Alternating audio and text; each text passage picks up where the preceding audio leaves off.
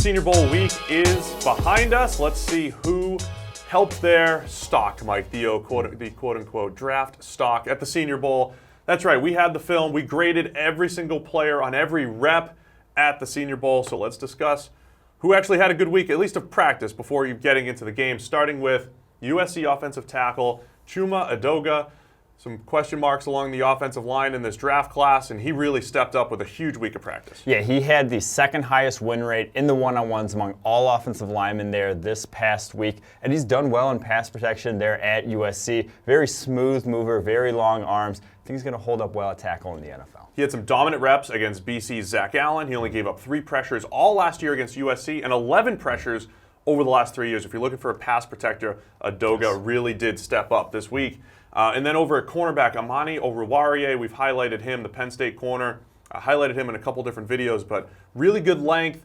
And the big thing for those big, long corners is their movement skills, and he showed some of that this week. Yeah, the movement skills were fantastic, made plays underneath as well as on deep balls. You saw him flip his hips and run with receivers down the field. That's the biggest thing for these taller corners with the length is can they flip their hips and run? He showed he can do that. A lot of the stuff he gave up at Penn State was underneath, not a lot of deep balls he gave up there. Love his ball skills. Had the highest win rate of any cornerback in the one-on-ones this past week. Looking for a press man corner with length, Oruwariye is in that mix.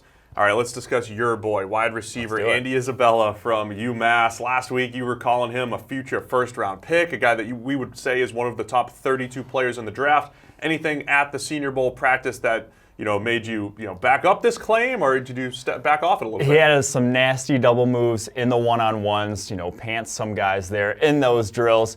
3 drops, though, not going to look great, but the fact of the matter is he had only 6 drops on 107 catchable passes this past season at UMass. I'll go with a bigger sample size there than what we saw in a small sample size at the Senior Bowl. I don't have too many question marks about his hands. He's not going to be a zero-drop guy. He's not DeAndre Hopkins, but his hands are just good enough in my book. Speed and quickness, the ability to get open, all extremely important at the wide receiver position. I think Isabella showed that during the practice week. Another wide receiver that showed off some speed and quicks was Debo Samuel from South Carolina. There was a point where we thought he looked like a future first-round pick, and I think as the season went on last year, he showed that he's got the route running ability, and some of the straight line speed that he showed at the Senior Bowl on deep passes was excellent. Yeah, and I also love that he did it at 5'11", 216 pounds. Almost looks like a running back, but he has the speed to beat guys deep down the field, and my favorite area to watch him was in the red zone. He had a nasty whip route where he turned around a bigger corner, got a ton of separation. I think he's going to be a weapon there down by the goal line. And of course,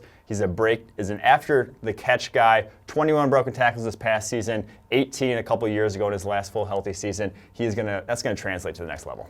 All right, let's discuss some of the big guys. One of the, some of the most buzz coming out of the Senior Bowl was Dalton Risner of Kansas State, who's just a monster of a man, very, very strong. Wasn't a perfect week for him. Definitely lost a few reps, but overall, we loved what we saw on film at Kansas State, and we loved a lot of what we did see during the Senior Bowl reps. Yeah, he had some bad reps. Didn't have the win rate that Edoga had in the one-on-ones.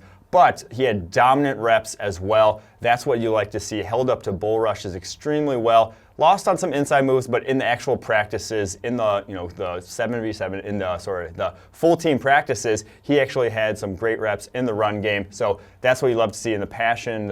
He was the guy screaming, yelling the whole practices. He really made some money for himself this week. Everybody was raving about him for both his on-field and off-the-field demeanor, but only 28 pressures his entire career at Kansas State. So something to hang his hat on as he moves forward to the next level. And then let's get to, finally, a quarterback, Drew Lock from Missouri.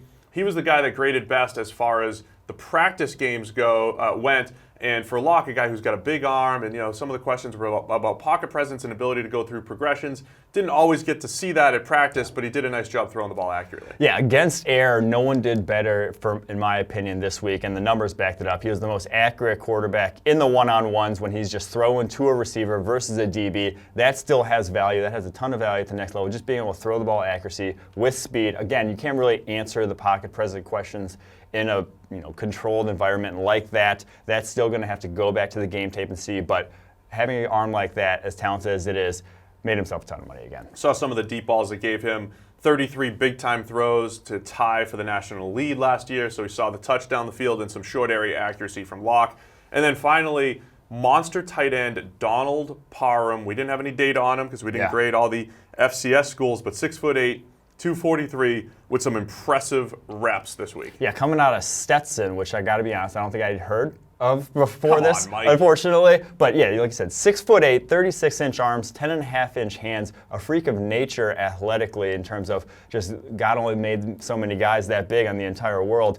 He had some reps, though, in the one-on-ones, won all 4 of his reps this past week. In those one-on-ones was the tight end versus safety or tight end versus linebacker. He got open in seemingly all of them, has the length, speed, agility. He's going to be an interesting guy to watch moving forward. Absolutely whooped Texas cornerback Chris Boyd on 1 rep for a deep post route. So Parham, definitely turned some heads this past week at Senior Bowl practice. If you guys want the full Senior Bowl practice breakdown, just wait until the first week of March. The PFF draft guide's coming out. We'll have the entire breakdown, win, loss percentage, and some stats from the Senior Bowl practice. And there's more over at ProFootballFocus.com for our full Senior Bowl breakdown.